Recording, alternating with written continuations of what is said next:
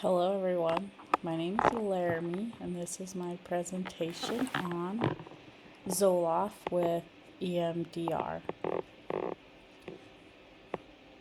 I'm more focusing on first responders and the EMDR and Zoloft together, and I'll explain that a little bit more later on, why I wanted to put those together, but this is a little clip of my why. Up in the top left corner is my husband. He's in the middle, and his brother is right behind him. He has two other brothers that were also in law enforcement, and his dad retired from the Utah Highway Patrol. This is a picture of my husband for his lieutenant promotion. And then below that is me in the white shirt, the shorter one. This was a house explosion. This was actually a suicide. There was can't see it in the picture, but there was a letter taped to that truck with the camper shell. And you can see the firefighters and everything. And then up right corner is myself when I was in the military. And the lower is my husband when he was on life flight as a paramedic. One of the worst calls he had to go on was when he had to do a scene flight for one of the troopers he worked with, the Highway Patrol, that was hit by a car. So first responders come in different areas and see different things. Firefighters, law enforcement, EMS, dispatch, nurses, our military. We all see and witness about 200% more traumatic events than the average person, which makes us more susceptible to PTSD, which is 1 in 3.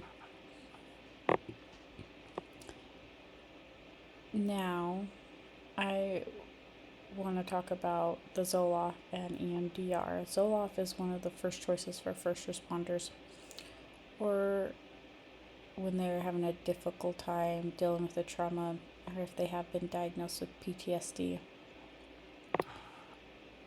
Zoloft is just one medication that helps the serotonin in your brain. And then you have the EMDR. This is a psychotherapy that is done, and it does take a lengthy process because they focus on one trauma at a time, where they reduce the emotion that is associated with that memory or that trauma. What is Zoloft? Zoloft is part of the SSRI class. With this being an antidepressant, its job is to correct the chemical imbalance of serotonin in the brain. It is one that more likely we all will prescribe at some point. There is a stigma towards taking an antidepressant or getting psychotherapy. One way I like to explain to people, especially working in the ER, and you see a lot of people, and I get to see a lot of people with mental health issues. I think of antidepressants or even Zoloft as a medication our brain needs to work right. Just like if our heart needs a medication to work right, then we would take it. There's no stigma towards that. So why is there a stigma towards taking a medication that helps your brain work right? A couple things to watch for when taking an SSRI. There is a black label on it that is for the adolescents, younger adults. It can increase your risk of SI. So that's one thing we really got to be in constant contact with our patients about this, especially starting out.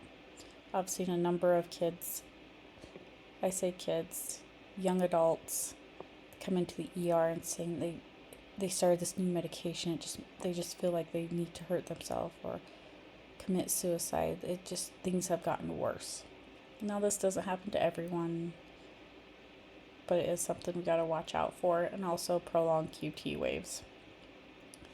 That is not an emergency, but just something that can over time become one. And another thing, educating them on just taking the medication and not stopping the medication abruptly because they're feeling better or they don't think they need to take it, or even this increase in SI. There is a number of withdrawal problems that come with the agitation, the increase in aggression, all those come back tenfold. And you do not want to start this medication within 2 weeks of an MOI. And for treatment with PTSD that I'm going to focus on is starting at a low dose of 25 milligrams a day. And you can increase that weekly by 50 milligrams up to 200 per day. This only needs to be given once a day, whichever time of day is fine, whatever makes it easier for the patient to remember to take it daily.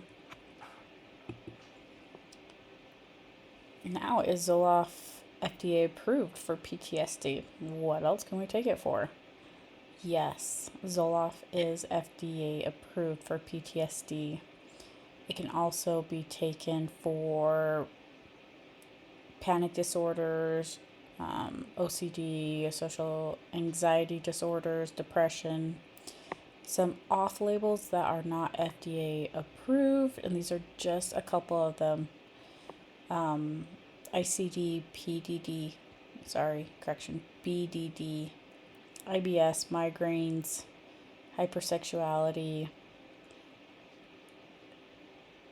These are just a couple.